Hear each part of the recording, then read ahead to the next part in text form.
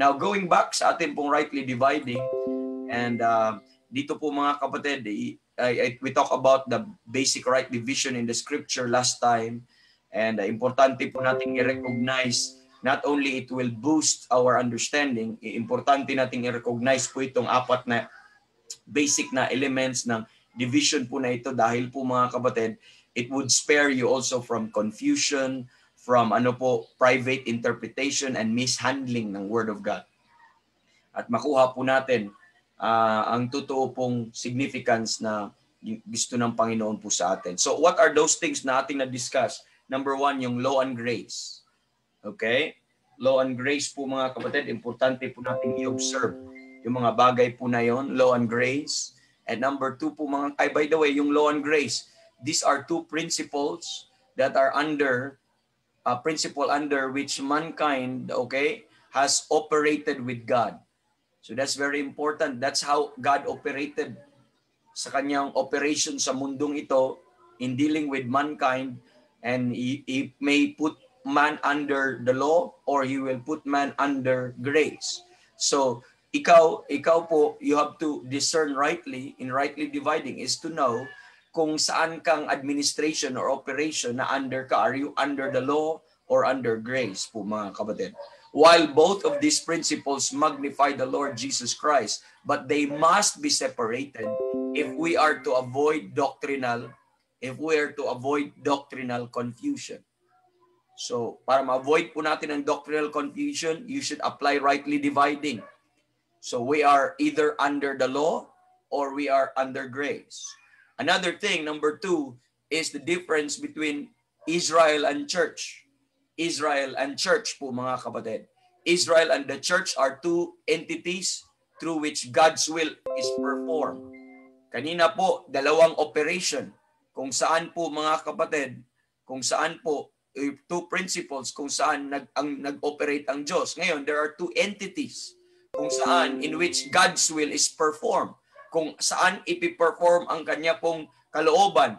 Piniperform niya, meron sa Bible na piniperform niya sa bansang Israel at meron din sa church po mga kapatid. And you have to understand the difference between the church and and Israel. Remember, even in the finest details po mga kapatid, kung ano yung hiniwalay ng Diyos, hindi pwedeng pagsamahin.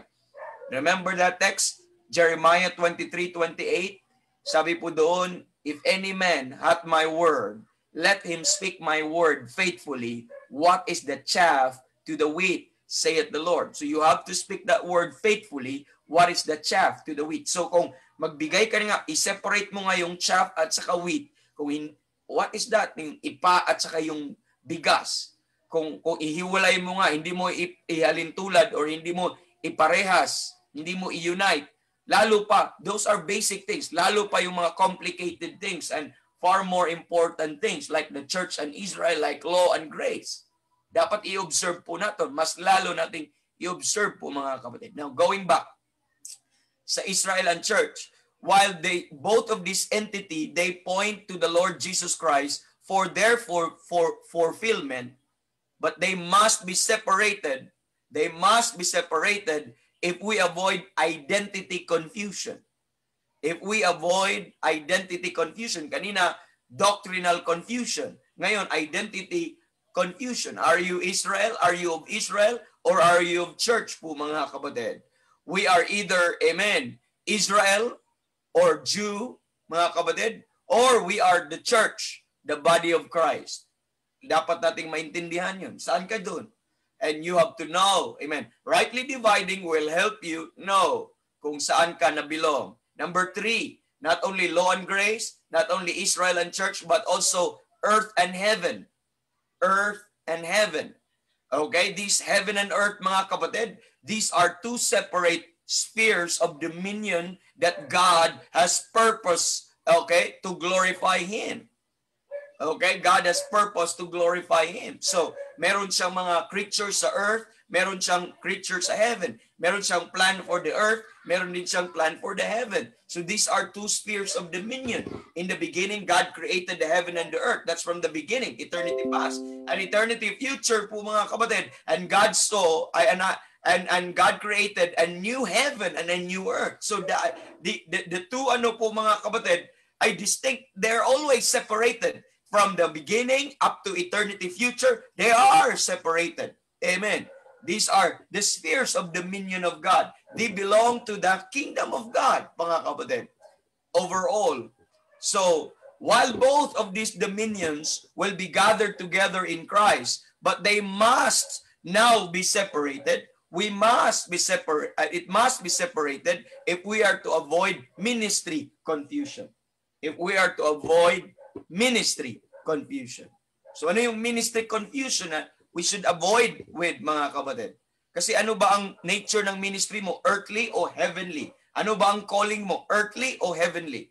And while we know that Israel is called, amen, they are called po mga kapatid for the earthly ministry and the church is the heavenly ministry.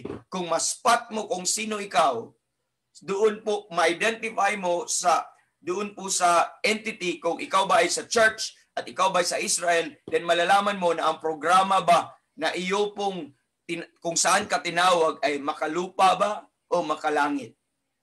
Ganun po, dalawang programa ng Panginoon. But they have to be separated.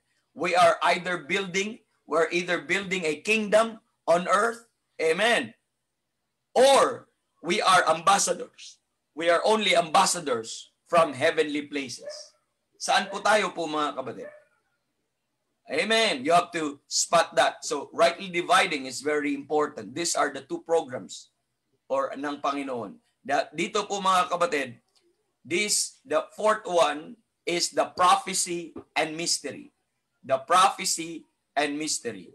So, the three previous divisions po mga kapatid can be simplified. Could be in a single division. They're either prophecy or mystery. So, the single division that is more needful po mga kapatid, most needful for us Bible students mga kapatid, is to make between the difference between mga kapatid, prophecy truth and mystery truth. So you could categorize yung dalawa na yon into under prophecy or under mystery program. For example, yung law, makikita niyo po yung law at saka grace. Yung law is under ng prophecy program, but grace under ng mystery program. Yung po mga kapatid, yung Israel and church. Yung Israel is operated by according to the prophetic truth, at yung isa po mga kapatid, ang church is operated under sa mystery truth. At yung earthly program po mga kapatid is under po siya ng prophecy. Lahat ng plano ng Panginoon para sa earth ay naka-prophesied po mga kapatid. Pero meron pong under po yung heaven under po ng mystery program. That is to say, lahat ng plano doon sa earth po ay sa heaven po mga kapatid ay na-kept secret, but it is now revealed sa panahon po natin. So you have to, bakit important po yun mga kapatid? Importante po nating makita po yan to avoid po mga kapatid, okay? Para ma-avoid po natin yung confusion mga kapatid. Kasi kung hindi ka mag-rightly divide, confusion talaga ang ang kahinatnan. So a failure to rightly divide these pairs has turned the Bible into a conglomerate of confusion.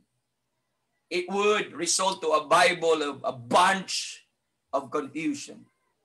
Therefore, don't you ever try to put them together. Don't you ever dare try to put them together, what God has separated. I told you before what would be the impact or the effect when you wrest the scripture, you twist the scripture, or isaswak natin ang scripture sa ating opinion or sa ating gusto po mga kapatid, at hindi natin i-observe kung ano yung pinaghiwalay ng Panginoon, i-unite natin, we are going to wrest the scripture unto our own destruction. That is for our own destruction. Kasi may fine line po ang truth at saka heresy. Ang heresy po, ang truth po, ma-misplace mo lang, mailagay mo lang sa ibang lugar, magiging heresy yan po mga kapatid. Ganun po. Kasi marami sa mga kulto ngayon, marami sa mga churches ngayon, ay naniniwala naman sila sa Bible. At meron naman sila, sabi na, ang kanilang position at doktrina, nasa Bible naman. Pero bakit mali pa rin sila? Kasi hindi nila na-observe yung rightly dividing. Kaya, that is now the truth misplaced.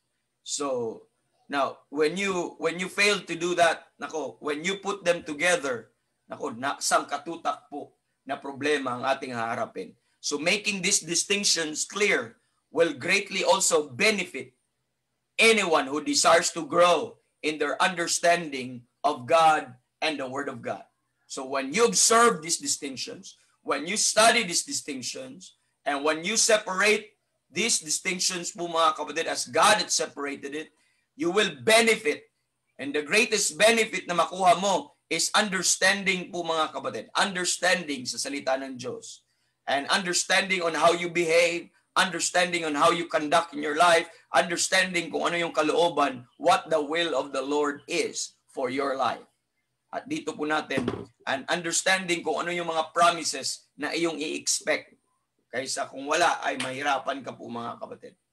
Amen.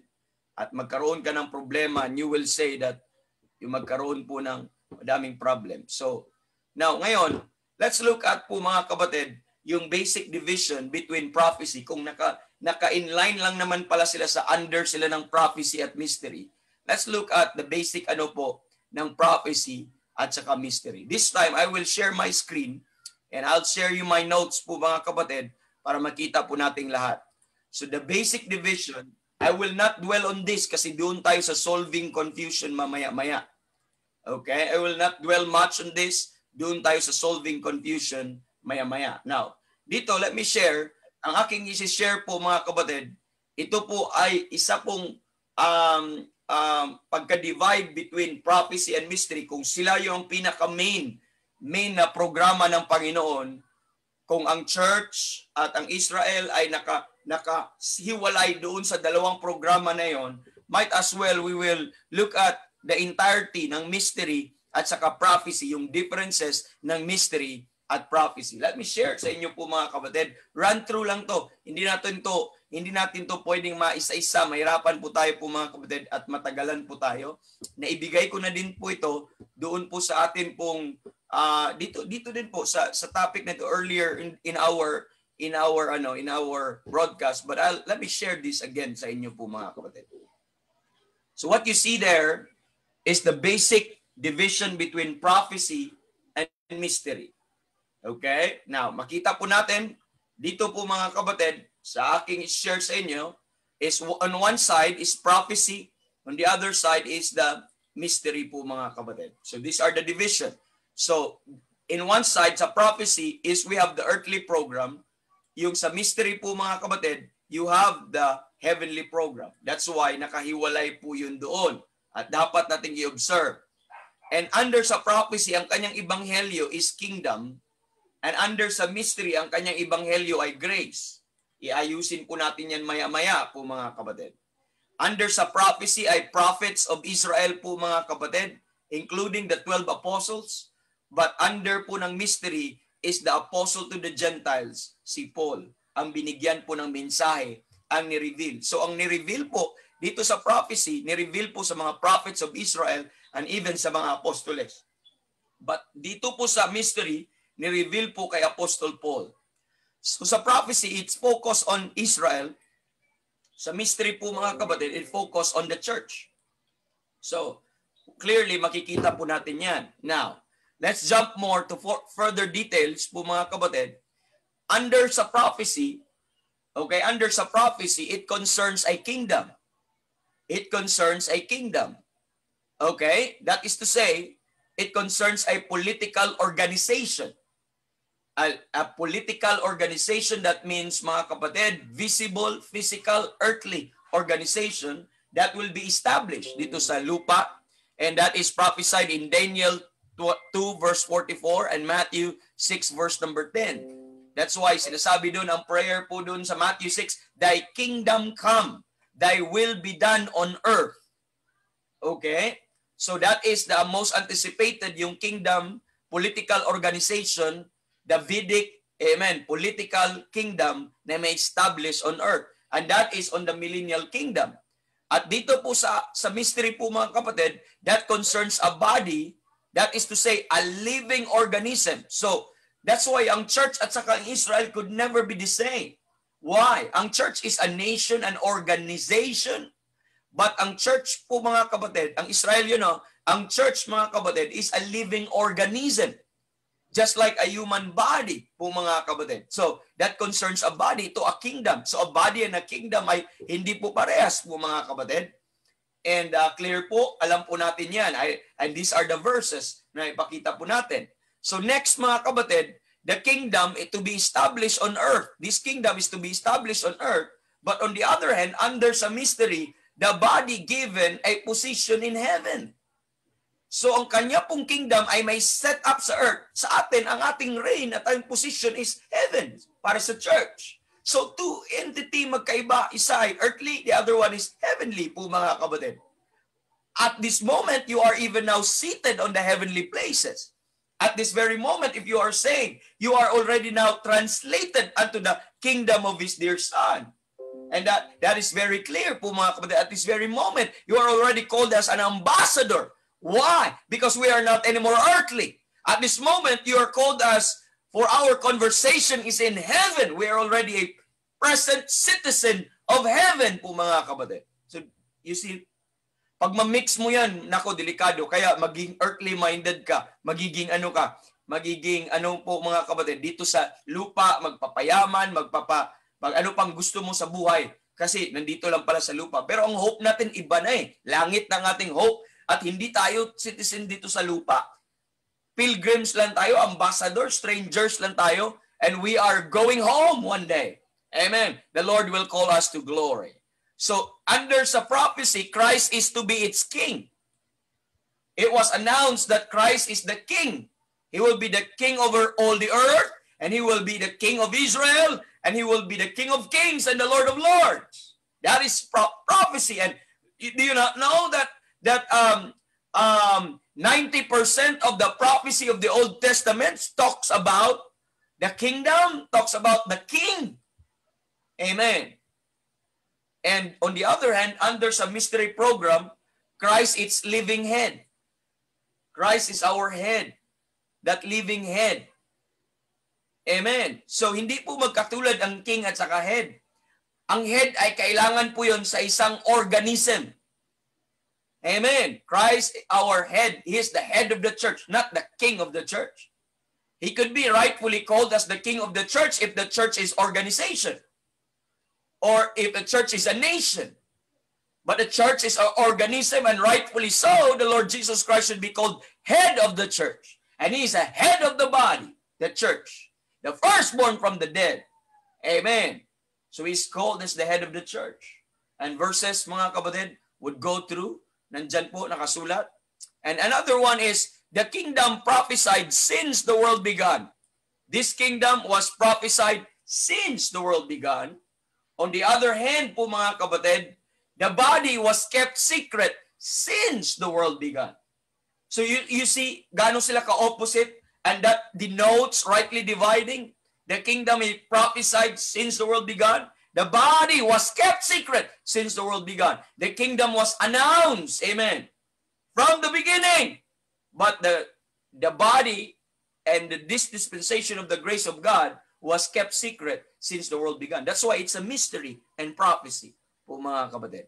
So, dito po sa under po ng prophecy, dito po sa under ng prophecy, sabi dito, Israel to be given supremacy over nations. Israel was given supremacy over nations. So, may supremacy po sila. They're a peculiar people. They're above all nations. They're above all people. And the earth is theirs. That's their inheritance po mga kapatid. Pero pagdating mo sa mystery, ang programa, Jew and Gentile are placed on the same level. No supremacy of the Jews. They are placed on the same level before God. There is no more difference because they're all under sin. Amen. No more distinction and no more supremacy because they're all guilty. Amen. And much more nung nagkaroon po ng body of Christ. At sa loob ng body of Christ po na yun mga kapatid, amen, once isang Hudyo at ang isang Gentile ay naisama sa body of Christ na yon, sa living organism po na yon mga kapatid, wala nang supremacy. Wala nang sino mang supremacy. But Christ is all and in all. And they will also lose their identity They were neither Jew nor Gentiles. They were neither bond or free, neither male or female. But Christ is all and in all.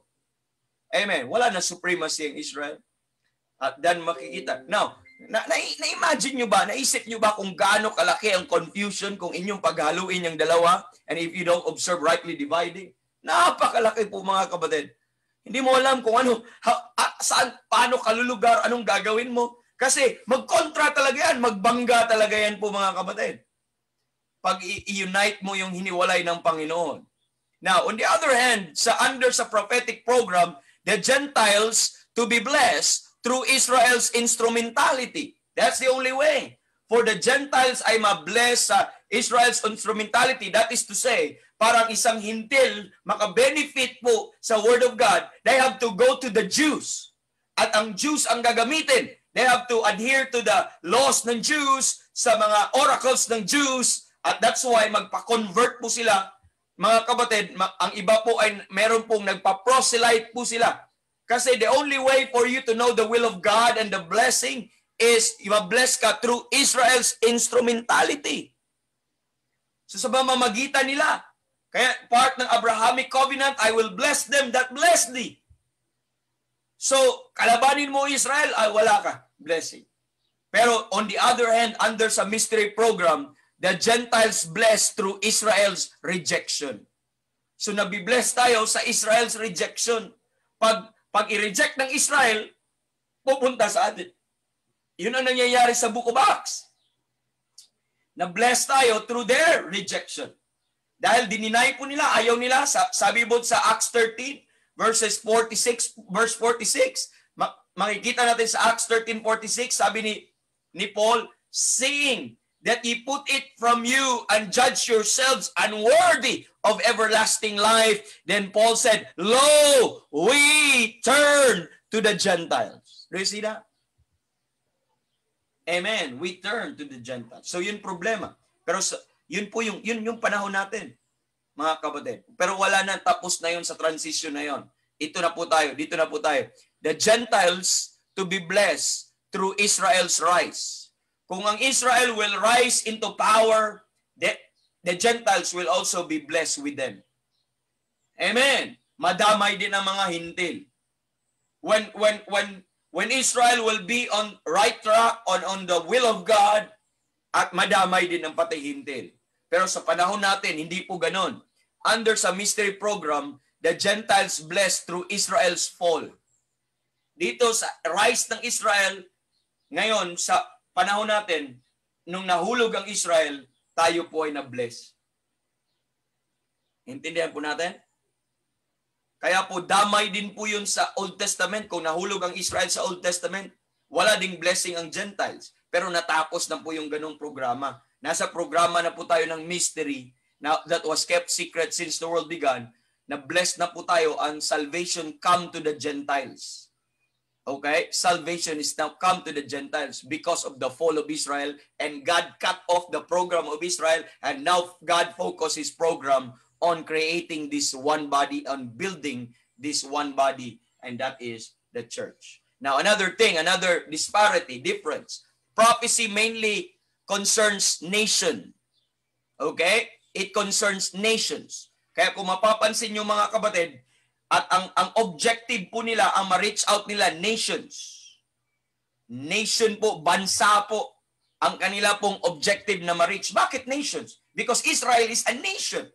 Therefore po mga kapatid, ang kanya pong i-win, ang nations din. That there will be peculiar people above all nations. And there will be a blessing to all nations. Kaya sabi sa Abrahamic Covenant, and all the nations will be blessed. So, ang object nila, kaya napansin nyo, go ye into all nations. Nations. Nations. So, lahat po yun ang objective. Pero sa panahon natin, ang concern ng individual, hindi bansa, kundi ang concern ng mystery po mga kapatid. Sorry, individuals.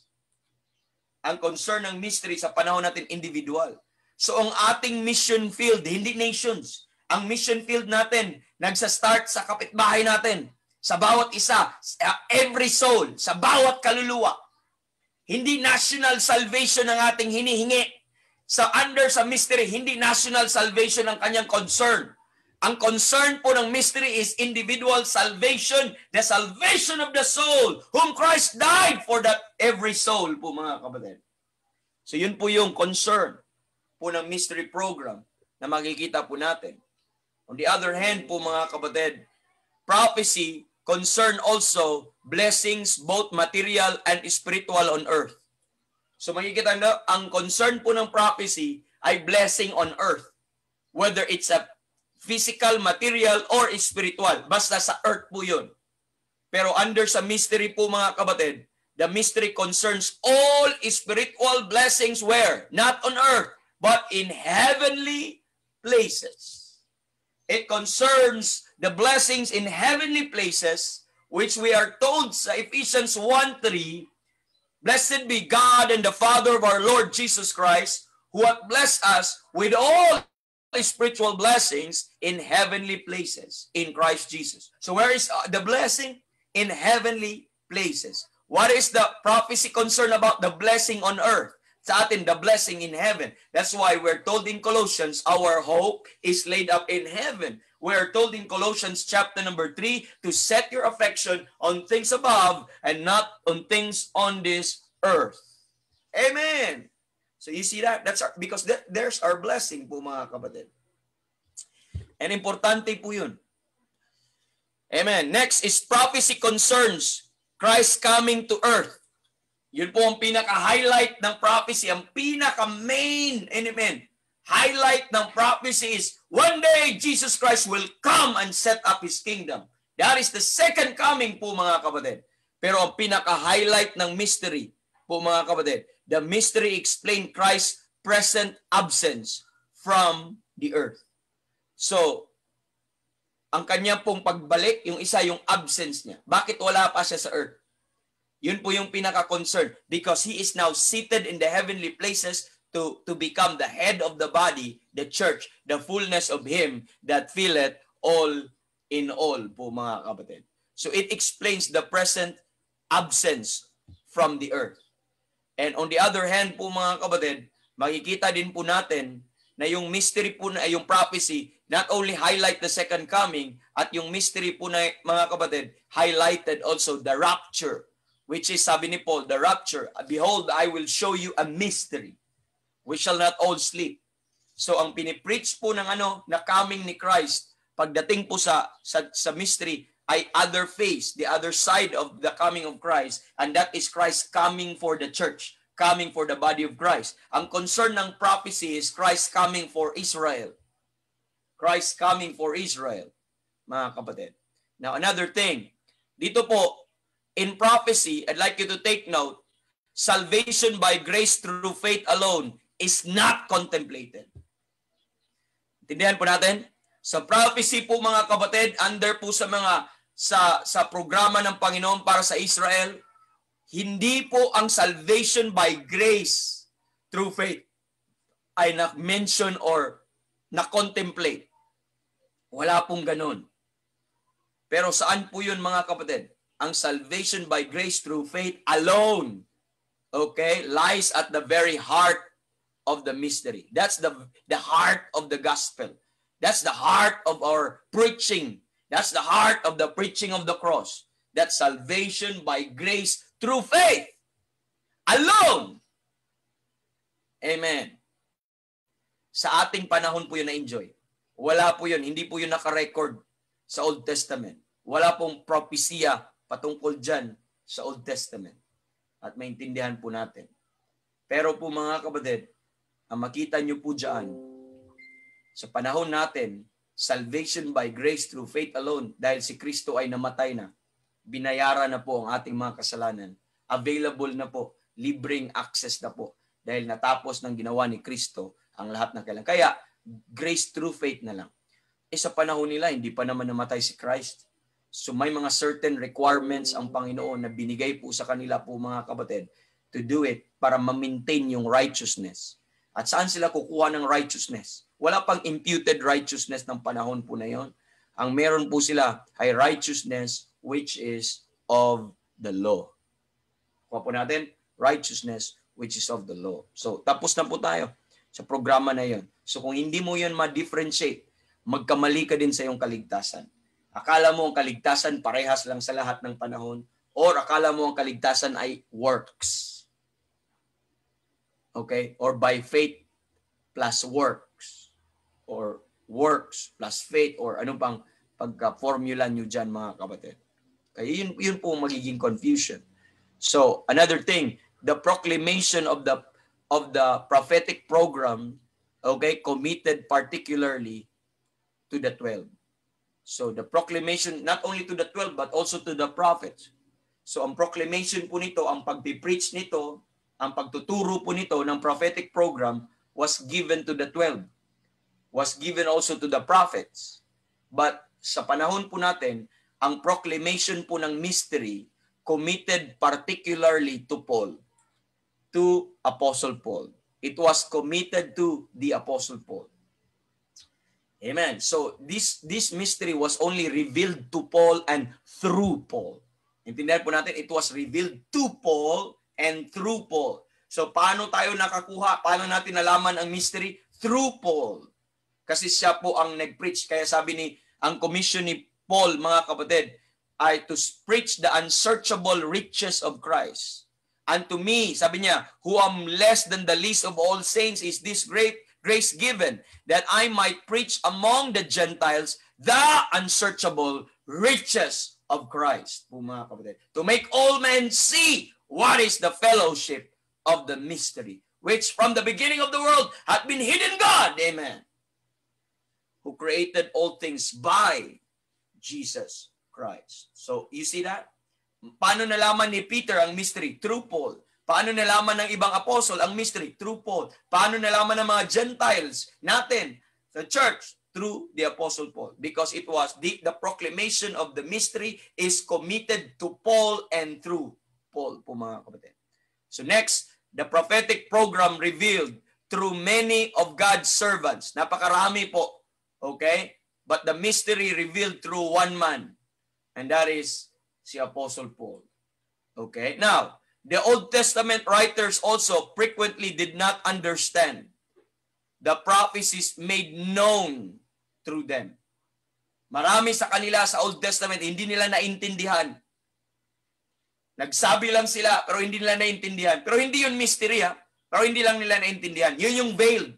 May isa kaming dating kaibigan, hindi niya nakuha yung 2 Corinthians chapter number 3, na yung veiled doon, na veiled daw ang mystery. Hindi na veiled ang mystery, ha? Hindi, wala talaga doon sa Old Testament, hindi talaga nakasulat. Yung mga sinusulat nila, prophecy yun na hindi nila intindihan. Hindi yun veiled mystery. Prophecy na hindi nila naintindihan. Amen.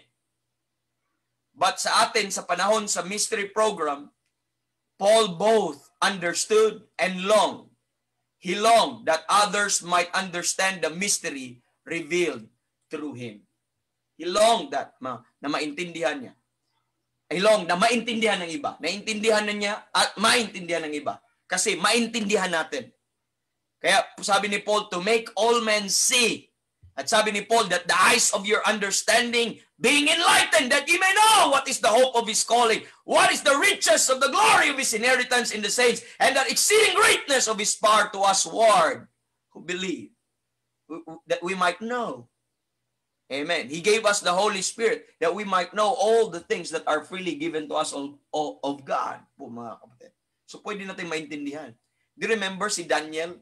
Napaka-wise si Daniel, pero may mga sinulat si Daniel na, Lord, how can I? It is sealed. So nakasilyo. Hindi na maintindihan. Maintindihan lang by the letters, pero the rest hindi na maintindihan. Although naka-prophesy. Pero sa atin po mga kapatid, pwede mong maintindihan. Pwede mong maintindihan at ma-enjoy at mag-grow at mahalin lalo ang Panginoon.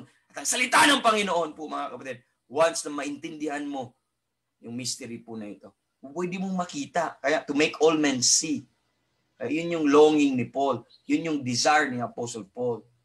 That we may be able to comprehend with all saints what is the breadth and length and height, and to know the love of Christ which passeth all knowledge. Pwede natin maintindihan.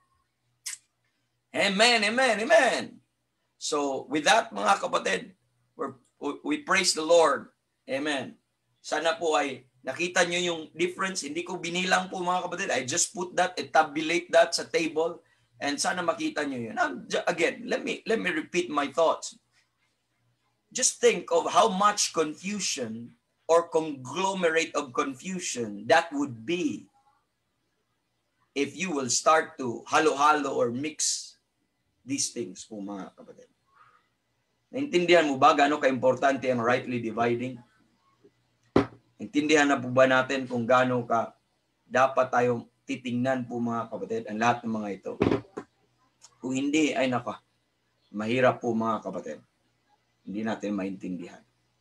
So, pero on the other hand, kung mag-rightly divide ka, napakasarap pag-aralan ng salita ng Diyos. Yung appreciation natin sa salita ng Diyos ay tataas po mga kapatid. So, those are examples na dapat makita po natin. That's why we call this rightly dividing 101. We're not even going deep yet sa atin pong lessons. But makita lang natin yung basic difference ng ito. So, sangkatutak na difference po mga kapatid. Do you realize that? They are too many to ignore. Are you listening? Too many to ignore. And to ignore these differences is to ignore the Bible. That's the point. They're too much to ignore. Grabbing ignorance at saka willful ignorance if you will not separate these two. So what happened? Now, the reality will start to sink in our situation that marami ang nag-i-ignore. Sobrang dami sa mga churches natin na parehas lang yan, wala man ang pinag-iba yan. So, you see, that's a blatant rejection and napaka mga kapatid, daring na could it be na bakit hindi na makikita ito pag mayroon naman silang opportunity na malaman ito mga bagay na ito, mai-preach through us at maituro sa kanila, pero hindi pa rin lahat. Meron pa rin nag-ignore, nagre-reject, hindi pa rin na-appreciate. They will still continue to insist doon po sa kanilang long-held tradition, long-held na mga position po mga kapatid. But one day, accountable tayo ng Panginoon. You know, kung ma-mix mo yun, ma-confuse ka, even your very salvation. How could a man will understand truly yung salvation po mga kapatid kung hindi mo rightly divide ang mga bagay na ito? May mga ano po mga kapatid ginagawa ang mga tao. But when you don't rightly divide, let me just explain. I don't know kung abot ng mic ko kasi hindi pa ako nakaset up. Kailangan ko din maglagay ng microphone. I'm waiting for a device na pinapadala ng isang kapatiran pero hindi pa dumating po mga kapatid. So mag-set up ako ng pulpit dyan para magamit natin yung whiteboard. Pero ganito po ang application. Ang wrongly dividing po mga kapatid is this. Let me share. Sana makita po ninyo. No? Tingnan lang po natin kung kaya natin. So in that mga kapatid, I gave you the timeline, no? The timeline. So kung hindi man makita yung linya kasi hindi pa masyadong ang aking pen, hindi pa masyadong pumitim, mamaya iitim to. Now, here's the cross. Makikita po natin yung cross. Okay? Huwag po tayong maiwalay, no? So, let me draw dito po yung rapture po natin. Okay? Just think of the tribulation, then the second coming, and you have the millennium. The three mountains. Tingnan mo, may isang bundok po dito mga kapatid, where yung isang bundok po dito, makikita po natin, ito po yung law. Okay? So ito po yung giving ng law. So right after this is now under the law. Itong part na ito, kung makikita nyo po, ang not rightly divided. So may specific truth na binigay po dito. Okay, by rightly dividing, there is a specific truth that God put it here, and there's also truth that God is also intending here po mga kapatid. Truth po ang tawag po natin dyan. Mayroon truth din dito, intended here, at meron din truth para po sa ages to come. Okay? Meron pong truth para sa ages to come. So, from this, ang ating dispensational boundary is this is times past. Okay? That is times past po mga kapatid. At dito yung now in Christ, sa panahon po natin, hindi tayo magdetalye muna kapatid, no? That is now in Christ, at ang dispensational boundary is the rapture. Then the next one is, dito po yung ages to come, future. Okay, if we see that, mga kapatid, ages to come, sa future po mga kapatid. Now, if you fail mga kapatid to rightly divide, ang mangyayari po natin ay ganito. You will start to apply the truths here, okay, here. There are few truths that can be carried dito, pero not all the time. Most of the time ay hindi po mga kapatid. Dapat nating pansinin po yun. Pero, right, mayroon ding retrospect po mga kapatid. Yung truth dito, pwede i-apply mo din dito. Or yung truth dito, i-apply mo dito. Or ang truth dito, i-apply mo dito. So, ang mangyayari dyan mga kapatid, sangkatutak na differences or sangkatutak na confusion ang makikita natin kung ganun po ang ating gagawin po mga kapatid. No? Napakahirap po kung ganun po ang ating gagawin. So, sangkatutak na confusion ang mangyayari. So, ganun-ganun po mga kapatid. Like for example, may mga taong nagtuturo na ang kaligtasan ay faith, okay, with works. Sa panahon ngayon, may mga churches na nagtuturo at ang kaligtasan ngayon ay faith and works. So, ang ginagawa po nila mga kapatid, yung truth sa Old Testament, yung truth dito sa Old Testament, okay, dinadala nila sa panahon natin. Truth yun, pero dati yun. Now, meron din nagsasabi na ang kaligtasan ay parehas. Na by faith alone lang, by grace through faith alone lang. So, ang ginagawa naman nila, yung truth natin, dinadala nila sa Old Testament at dinadala nila sa ages to come. Nakuha niyo po? Dinadala nila sa Old Testament, then ages to come. So, ibig sabihin, yung truth natin, pinasa doon, yung pinasa sa iba. Now, meron din nagsasabi na kailangan mong mag-endure to the end, the same shall be saved. At ikaw ay maliligtas. Ang nangyayari naman, dinadala mo naman yung truth dito sa ages to come, binalik mo dito sa church age, sa now in Christ Jesus. So yun po yung magiging problema. So failure to rightly divide talaga truly is a conglomerate. Okay, that's a conglomerate of confusion ang mangyayari po sa atin mga kapatid. At mahirap pong ganun po mga kapatid. Kung hindi po natin makita. And remember po mga kapatid, your growth in understanding in the scriptures will only begin when you submit yourself to the rightness and perfection of God's word. Kaya nilagay natin truth dyan, may truth kasi wala tayong babaguhin eh. Katotohanan lang lahat eh. The goal of rightly dividing is the truth will be given to where God give it. The goal of rightly dividing is to maintain that the truth will not be misplaced. Intindihan po natin? Para ma-maintain that the truth be not misplaced. Yun po yung goal po mga kapatid ng rightly dividing. Para maintindihan natin ng maayos, malinaw po mga kapatid. Para hindi ma-misplace yung truth, ma-maintain na ang truth kung saan siya nilagay ng Panginoon.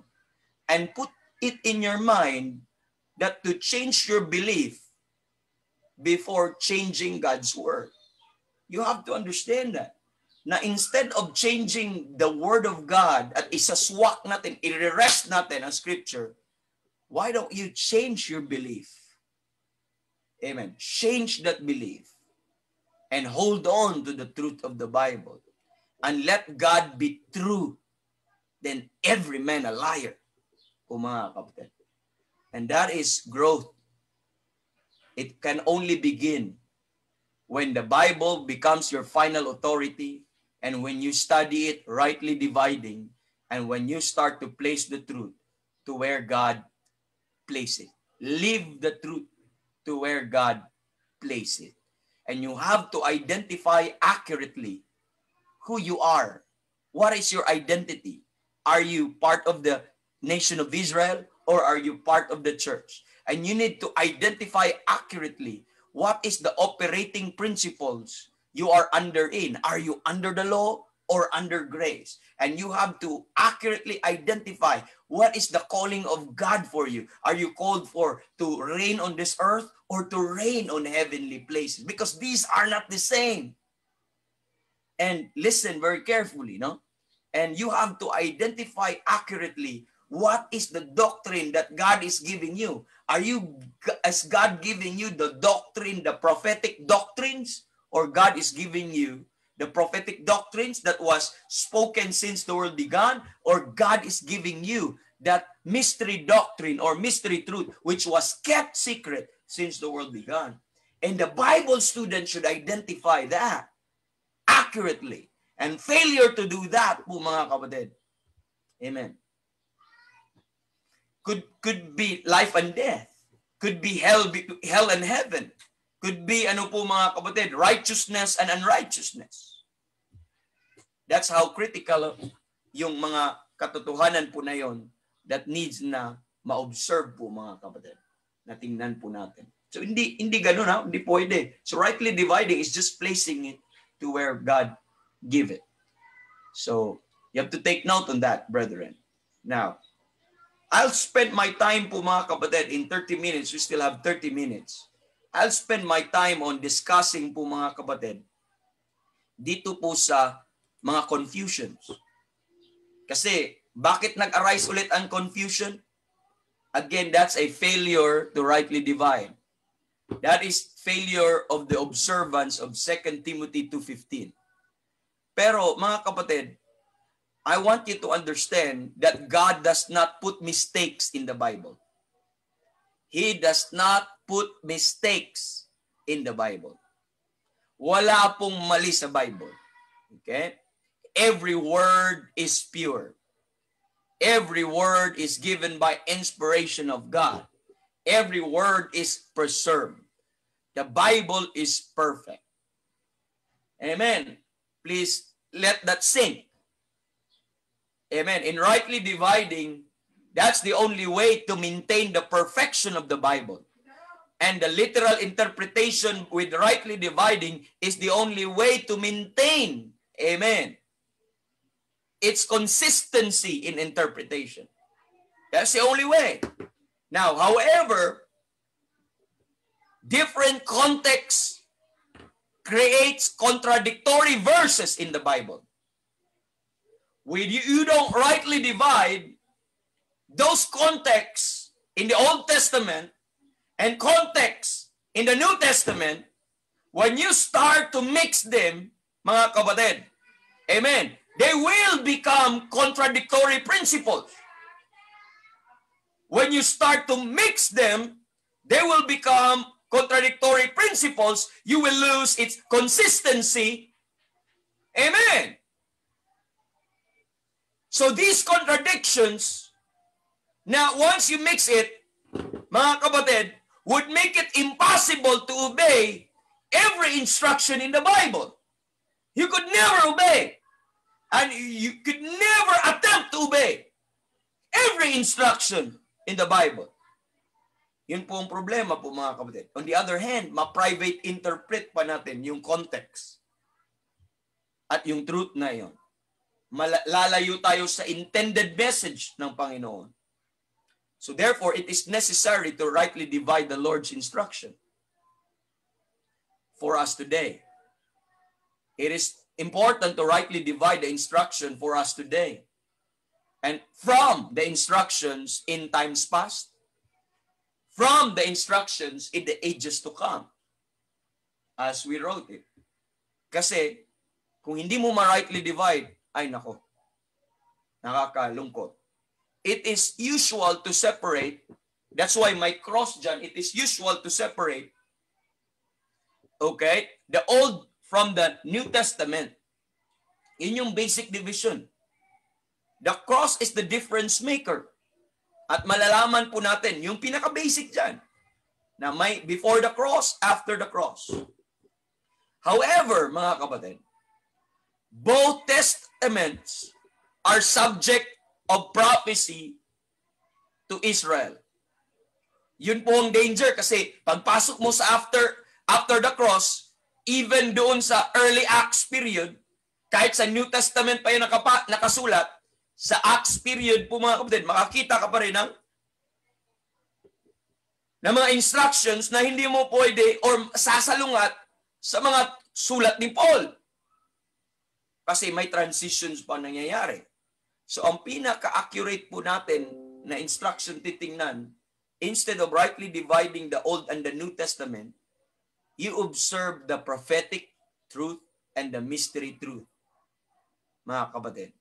So the mystery truth information is given to Paul, and it demands another division that was from that which was prophesied. Separate that which was prophesied. So it demands another division. Hindi mo pwedeng i-join yung special, distinct revelation ng Panginoon kay Paul sa mga nakaprophesy sa mga prophets at sa mga 12 apostles or sa mga men of God of old. When you do that, that's where mistakes and errors, doctrinal errors would arise. And that is now failure to rightly divide the word of truth. You are now to start to mix, to make Israel and church one, to make the mystery and prophecy one, to make other important teachings one. That is now mingling po mga kapatid. But you see, we can reconcile the contradictions. By the way, there's no contradictions actually in the Word of God. There are seemingly contradictions. Pero it will contradict when you start to unite. When you start to unite it. But how will you reconcile these seemingly contradictions? By identifying who is speaking and to whom it is spoken to and under what dispensational context. Under what dispensational context? Is he talking to the church age? Or he's talking to the people under the law? Or is he talking to people under tribulation or sa millennial kingdom? So you have to identify accurately. That's why you have to know accurately who you are. Are you part of the body of Christ, the church, or you're part of Israel? Because you have to identify interpretation who is speaking. Sino ang spokesman? Sino ang nagsasalita? At para kanino yung spokesman na yun? That's why we studied God's spokesman last time. At ngayon, to whom? Amen. He was speaking to. To whom? Para kanino? Is he speaking to the Jews under the law? Or is he speaking the Jews under tribulation? Or is speaking the Jews doon po sa millennial kingdom? Or is he speaking sa Gentiles under the law or before the law? Or is speaking to the body of Christ under grace? You have to identify it accurately. And you have to know what is the dispensational context. Anong dispensation yan? Nasa grace ba yan? Or nasa law ba yan? Or nasa tribulation na ba yan? Nasa millennial kingdom? Those are dispensational contexts. And as Bible student, we should never ignore. Ignoring that, ay nako.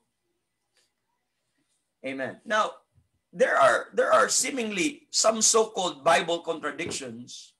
Kasi, ang sabi ko nga sa inyo kanina, when there are different contexts, okay, depende sa context, kung sa dispensational context, that it would create contradictory verses in the Bible. And the only way for that, to resolve that and to reconcile that, is ibigay mo kung kanino po yun ibigay ng Panginoon. You don't underestimate that because it would tell you great ano po mga kapatid. Like for example, okay. Now, let me give you some. What about gospel contradictions? What about gospel contradictions? Salvific contradiction or gospel contradictions. Like for example, let me give you some. Okay. Now, my question is this. Is the gospel, so at on hand po natin, atin pong i-erase para makita po ninyo. Tell you this, no? So para makita natin lahat. Sana po ay, okay, I'll erase this part. Dito po kayo makapokus. Let's look at the difference dito po mga kapatid. Example, is the gospel the cross? What about the gospel? Number one, yung gospel. Okay, ang tanong, is it the cross? Okay? Or kingdom? Yun po yung tanong. Kasi both sa Bible, sinasabi po yun na ebanghelyo. At dapat natin ma-observe. Kung hindi po mga kapatid, magkaroon tayo ng problema. Is the gospel the cross or the kingdom? Like Mark chapter number 1. Mark chapter number 1. Let's look at po mga kapatid. 1:14 to 15. Let's look at Mark 1:14 to 15. Matthew na lang para mas maganda po mga kapatid. Matthew chapter number 1. Or chapter number, ano po mga kapatid? Chapter number 4. Let me read Matthew 4, verse number, ano po mga kapatid? In verse number 17. From that time, let me read, from that time,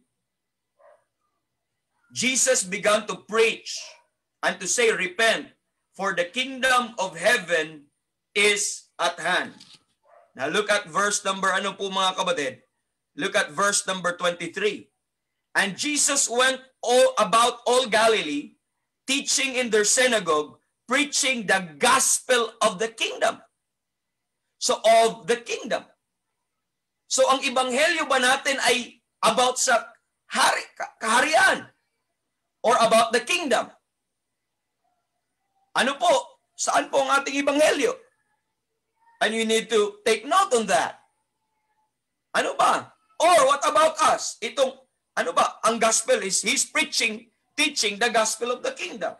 Compare it to 1 Corinthians chapter number 15. Moreover, brethren, 15 verses 1 to 4, I declare unto you the gospel. So, which I preach unto you, which also you have received, wherein ye stand. Verse 3, let me read. For I delivered unto you first of all that which I also received, how that Christ died for our sins, according to the scriptures, and that He was buried, and that He rose again the third day, according to the scriptures. So, those are giving you two contradictory contexts. Now, when you don't observe rightly dividing, you will have confusion. Which gospel? Is my gospel about the kingdom? Is it about the king?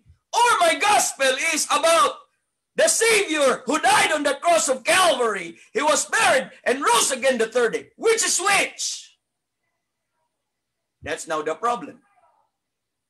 Those are contradictory. Hindi mo pwedeng sabihin, hindi ha. Hindi mo pwedeng sabihin na parehas sila at hindi sila magka-kontra. Hindi ha. These are opposing contexts na hindi mo pwedeng ignore. That is too much to ignore. What a folly or a foolish choice to ignore. What a ano po mga kapatid na nag-aral ka pa ng salita ng Diyos kung hindi mo pala titingnan yung nagpastor pa tayo kung hindi natin makita yung difference. Saan ba? Paano yan? Paano natin magagawa yan? Po mga kapatid. Amen. What about this? That's part, no? Look at Acts chapter number 3. Look at Acts chapter number 3. This is too great to ignore again. ay talagang matindi po mga kapatid pag hindi ka mag-rightly divide. Napakadami mong dininay sa salita ng Diyos. Ang dami mong ikokorek. Kasi paano mo ikokorek? Para ma-reconcile mo yung dalawa, you will start to private interpret. Di kasi, ganito kasi ang ibig sabihin yan. Ang ibig lang sabihin na ganito, na ganyan. Ang dami ka nang nasabi, pero wala yun sa Biblia. You end up trusting the words of men. And what we're seeing here is, we just present you these two seemingly opposing principles. But if you don't put it in the right context, in a right dispensational context, and mix them in one dispensation, you will have great trouble. Una, trouble with God. In trouble with your Christian life. Even trouble with your salvation. By the way, in the gospel of the kingdom, the cross of Christ was never contemplated.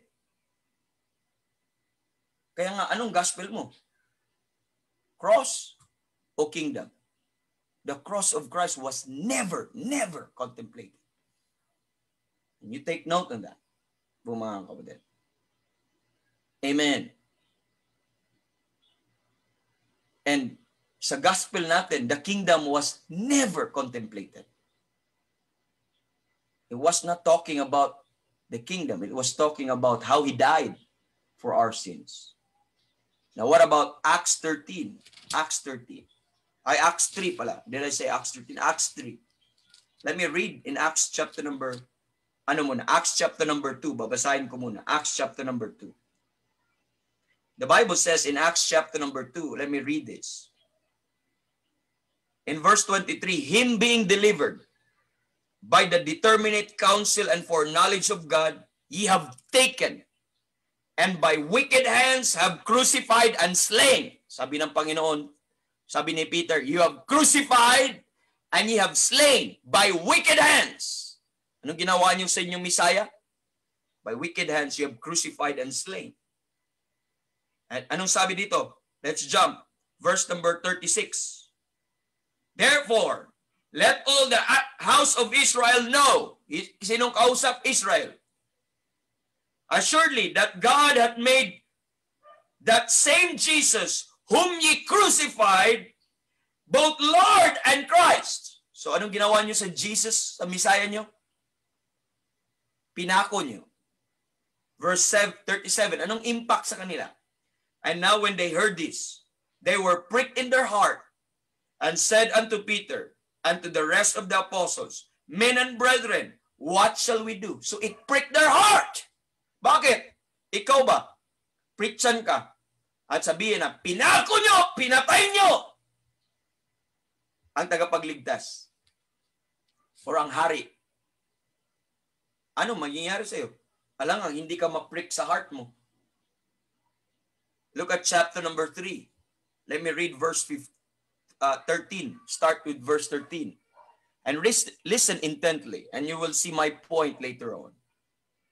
The God of Abraham and of Isaac and of Jacob and the God of our fathers hath glorified his Son, whom ye delivered up, and denied him in the presence of Pilate when he was determined to let him go. But ye denied the Holy One and just, and desired a murderer to be granted unto you. What a striking message. Ye denied. Amen. Ye desire a murderer to be granted unto you. Na pinili nyo pa yung si Barabbas na murderer kaysa inosenteng Kristo. Verse 15. And killed the Prince of Life. Ye killed the Prince of Life. Wow. They were accused of being killers. And whom God raised from the dead, whereof we are witnesses. So, was the cross glorious or shameful? Was it glorious in their part? No, it was shameful. That was the sin that they ought to repent. That's why ang kasunod niyan, verse 19, repent ye therefore and be converted. Kaya when they were pricked in their heart and they asked, okay, sabi niya, men and brethren, what shall we do? Chapter number 2. And Peter said, repent and be baptized. No, be baptized, not be baptized. Be baptized, every one of you. So you see that? That is something that they need to, that's shameful. That is pricking to their heart. Is the cross to them glorious or shameful? What about that? But what about us? What about us? Look at Galatians chapter number 6. Galatians chapter number 6. The Bible says in Galatians chapter number 6 verse 9 or verse 19. 14, I'm sorry. Anong sabi? Galatians 6:14. Paul said, but God forbid that I should glory. God forbid that I should glory. But look at that. Save in the cross of Christ, our Lord.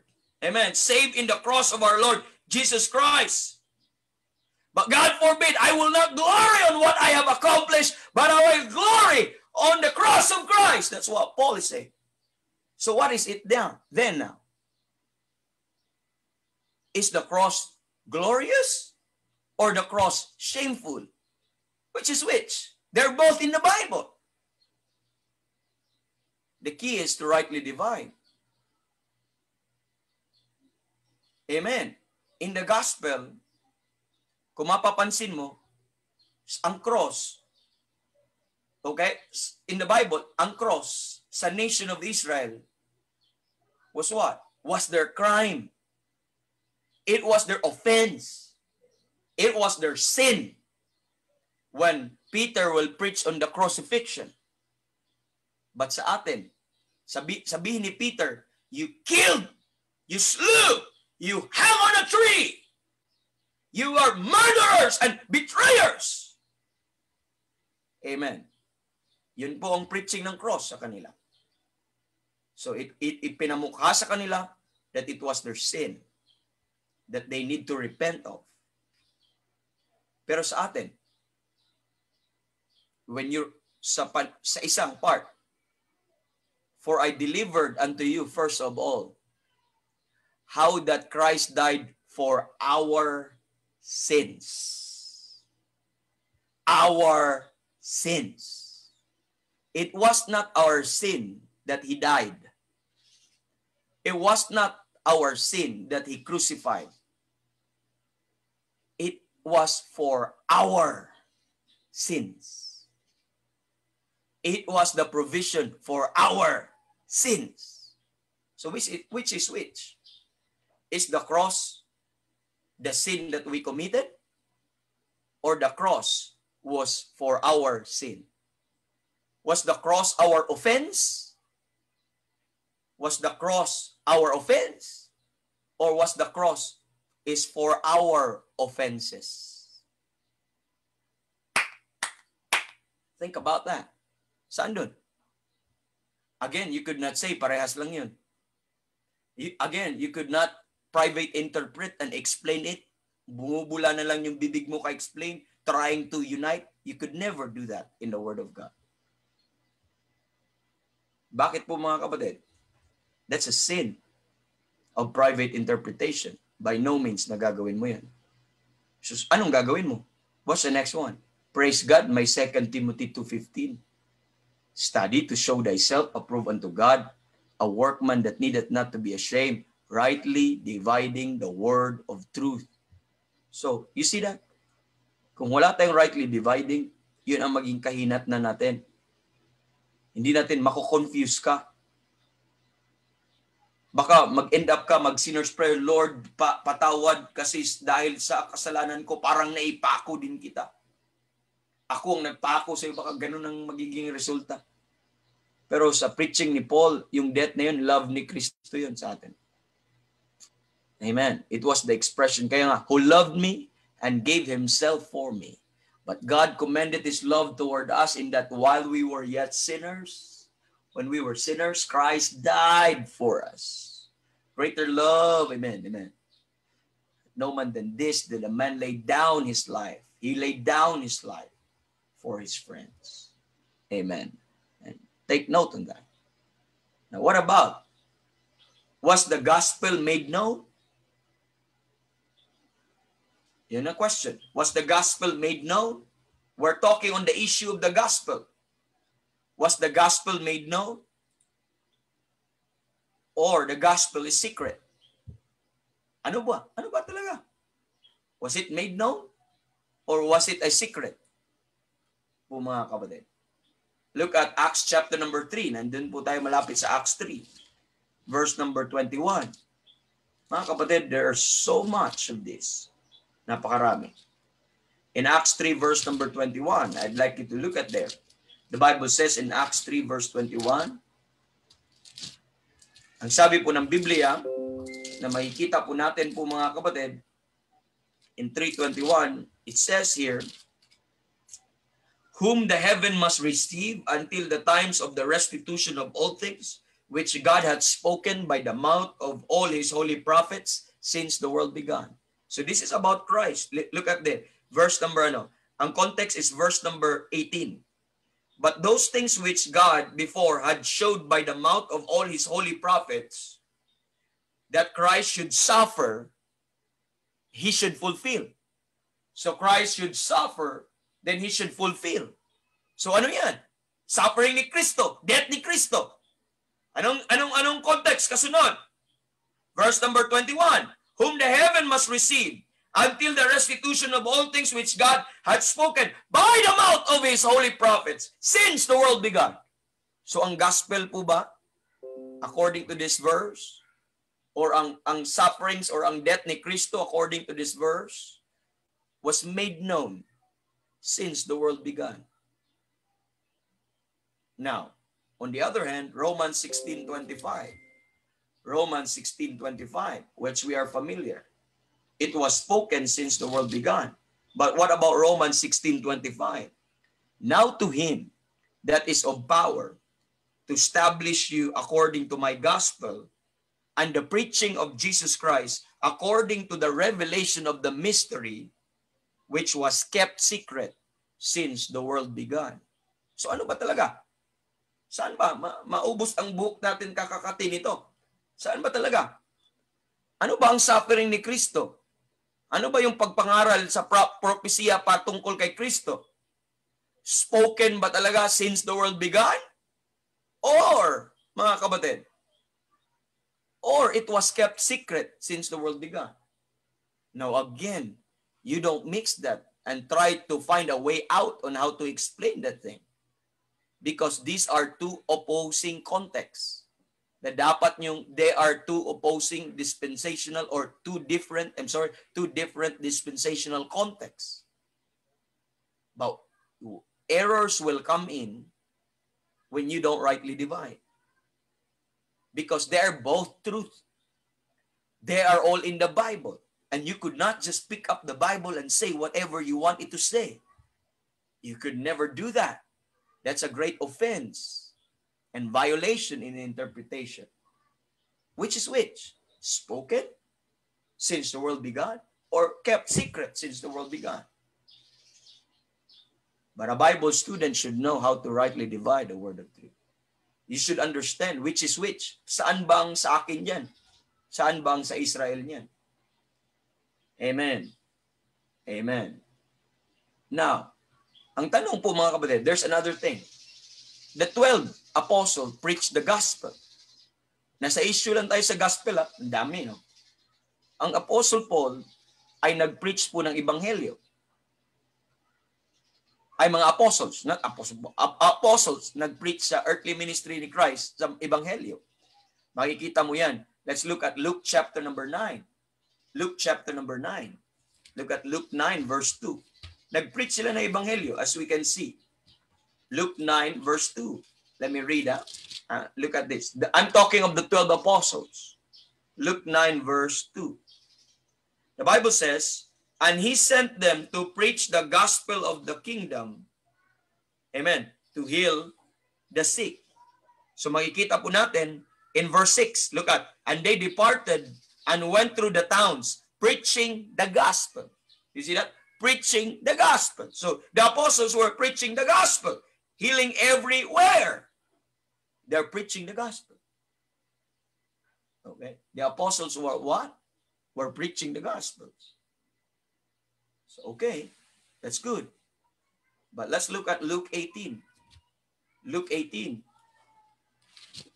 Let me read starting with verse number 31. Then he took unto him the 12 and said unto them, Behold, we go up to Jerusalem, and all things that are written by the prophets concerning the Son of Man shall be accomplished. For he shall be delivered unto the Gentiles, and shall be mocked, and spitefully entreated, and spitten on. Verse 33, and they shall scourge him, put him to death, and the third day he shall rise again. So what do you see then? The death, the burial, and resurrection of Christ. Sino nagsabi? Si Jesus Christ. Sino sinabihan niya? The 12 apostles. But look at verse 34. And they understood none of these things. And this saying was hid from them, neither knew they the things which were spoken. So ano sabi po mga kapatid? They understood not on these things. Now, ibig mo bang sabihin? Did the 12 understand the gospel or not? Saan ba? Nag-preach sila ng gospel. Pero sa Luke chapter 9.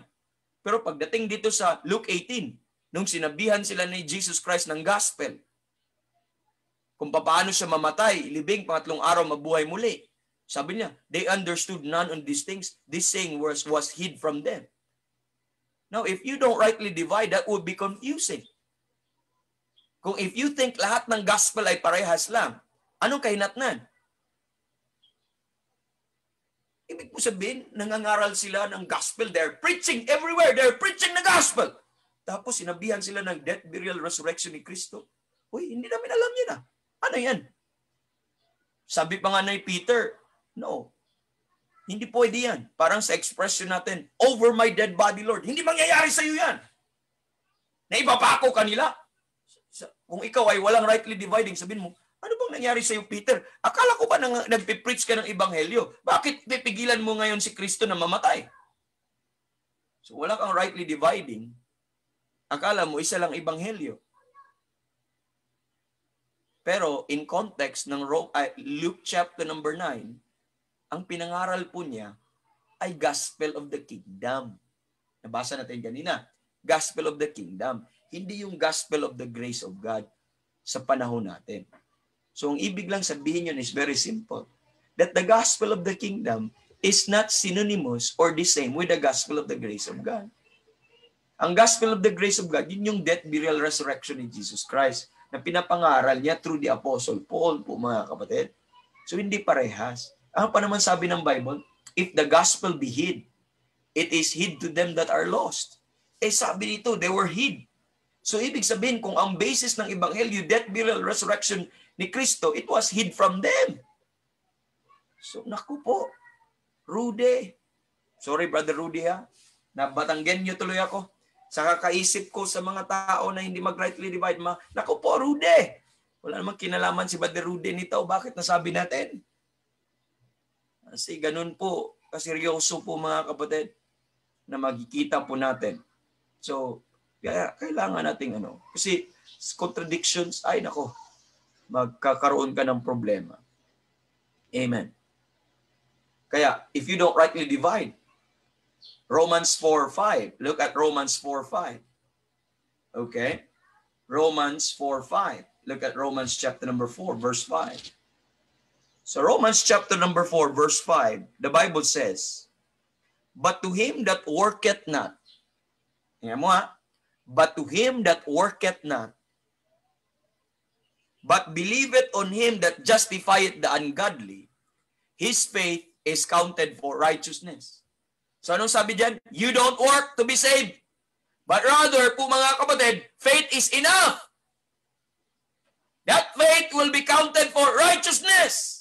To him that worketh not, but believeth on him that justifieth the ungodly, his faith is counted for righteousness. So walang work, you don't work, but faith, believe only, and faith alone would be sufficient. Nako, puntahan natin sa James. Ano mangyayari sa'yo kung hindi ka mag-rightly divide? Mababaliw ka. Nakakabaliw ang Bible pag hindi ka mag-rightly divide. Bakit? Mababaliw ka kung paano mo ipapasok. Mas mahirap pa yan sa math. Kung ang math mahirap kung hindi mo alam ang formula. Hindi mo problem solving, problem. Kahit panaginip, sundan ka doon pag hindi mo alam ang formula. Pero pag malaman mo ang formula, madali na lang isolve ang math. Look at James chapter number 2. I'd like you to look at verse 24. The Bible says in verse 24, ye see then how that by works, I could not change the wordings and the reading of the word. How that by works, a man is justified and not by faith only. Nako, paano yan? Kaya ayaw mo na magbasa sa Biblia. Sabi mo, contradictory naman ang Bible eh. Kasi in one part, sinasabi na ang faith enough na.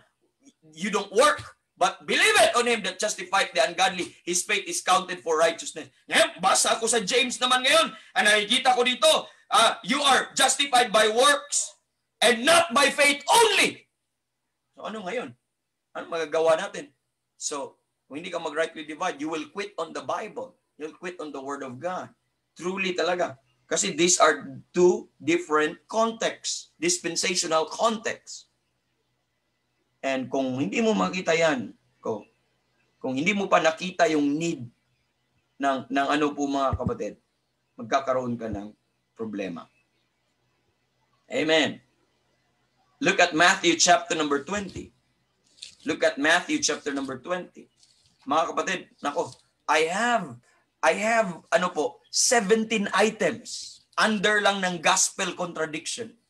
Concerning lang sa salvation, I have 17 items. Marami pa tayong pupuntahan. These are I'm attempting to by and by mga kapatid. Makikita man lang natin yung need ng ano po mga kapatid.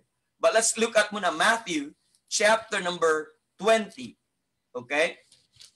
Matthew chapter number 20 verse 28. Ano sabi ng Bible? The Bible says in Matthew 20 verse 28. Ano sabi ng Bible? Even as the Son of Man, Jesus Christ, came not to be ministered unto, but to minister, and look at, and to give His life a ransom for many. What is Jesus Christ doing? He will give His life a ransom for many. Nako, sabi ng mga Calvinista, that's the verse! Sabi ng mga Calvinist, that's the verse! Sabi ko, that is limited atonement. That God did not die for all. That He only gave Himself a ransom for the elect. Woo! Tayo-tayo na kaagad ang mga Calvinista. Para na lumilipad sa upuan at lakas ng amen. Pero pag bigyan mo naman ng isang verse. 1 Timothy chapter number 2. 1 Timothy chapter number 2 verse 5. For there is one God and one mediator between God and man, the man Christ Jesus. But verse 6, who gave Himself a ransom for all. Oh, kanina, He gave Himself a ransom for many. Now, He gave Himself a ransom for all. Oh, which is which? Nako, ang Calvinista, pag makita nito, ay hindi kasi ang ibig sabihin niya. The only way to way out is to private interpret. Sabihin naman ng ibang yung mga hindi nga Calvinista, pero mga whosoever will, ang tawag po niyan ay mga Arminian. Sabihin naman, hindi din kasi ibig sabihin niyan many. Ang many diyan all yan. Sabi ng Calvinista, ang all diyan many lang yan. Saan ba? Ano ba talaga, kuya? I'm telling you, sa Matthew 20 verse 28, truth yun. Many talaga yun. At sa 1 Timothy chapter number 2 verse 6, all talaga yun. Oh, wala kang babaguhin doon! Ano ang key? Rightly dividing. Yun lang alamin mo kung anong programa, sino yung many doon. According sa prophecy, ang many doon, that Christ will die for His people, for Israel. And according to the mystery truth, amen, na yung all doon, that Christ died for all. Hindi lang sa Israel. For all. Lampas na tayo ng time po mga kapatid. Nasa, ano ba? So ang point to, ano ba ang justification? With works or without works? Or ano ba? Was Christ's blood shed for many? Or was Christ's blood for the ransom for many? Or for all? Saan po yan? These are two different contexts. And trying to unite them would produce more errors rather than truth.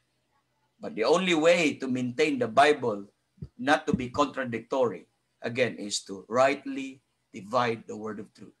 Apply the truth to where God give it. And live that truth, amen, to where God place it. And that's the way. That's the way po mga kapatid in rightly dividing the word of truth. I'll leave you hanging on that. Saan topic natin? Remember, nasa solving confusion tayo. And we are knowing the formula, and the formula is rightly dividing. Nasa gospel issues pa tayo po mga kapatid. Nasa salvation issues pa tayo. Madami tayong pag-usapan, yung commission, yung about sa behavior, and about, marami po mga kapatid. Marami. About sa paano ba paglingkuran ang Panginoon, and ano paglagay sa pagdating sa prayers, pagdating sa mga future events, pagdating sa mga general contradictions. Ay nako, napakadaming pag-usapan. Pero masaya ang Bible. I'm telling you, sasabihin ko na yun una, there are seemingly contradictions. But when you rightly divide the word of truth, they're not actually contradictions. They are just different contexts. And they are just given to a different contextual or dispensational context. They are also given to the different dispensational recipient. And they're talking to different people. They're not talking to the same people. So that's the only way na makita po natin. So with that regard po mga kapatid, I'll leave you at this time. Gustuhin ko man na madami tayo. Doon pa tayo eh. Nag-umpisa ma-excite eh. Pero just be patient. We'll talk about this next Tuesday. Marami tayong pang pwedeng matutunan po mga updates sa Rightly Dividing 101. You could share this. I hope you're taking notes. By the way, all of that na diniscuss ko, nasa dispensational study guide po natin na material yan. And I'm telling you, pag matapos po ito, I'll be sending some of this and pray na may provision kami na makapag-print kami po mga kapatid. Medyo mahirap ang buhay ngayon, pero the Lord will provide po mga kapatid. We'll be distributing that, and all of that ay makaabot po sa atin. And thank you, brethren. Thank you for staying with us, joining us, learning with us. Thank you for your prayers to me, and thank you for the Holy Spirit for guiding us through. And we're doing that po mga kapatid para po mas lalo po nating mag-glorify ang Panginoon na nagligtas sa atin. And praise the Lord sa mga brethren na kasama din natin sa not only sa FB, but dito din po sa meeting room po natin. We're joined with the Archogs, we're joined with the Nakar, we're joined with the Bolia, the Sevilla, with the Domingos, and of course the Tihadas and the Miascos, at lahat po nang nandito kasama po natin.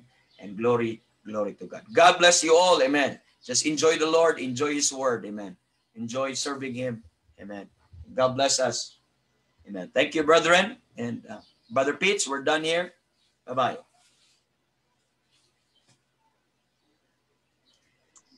Sige po. Thank you po. Thank you, Brother Peter. Thank you.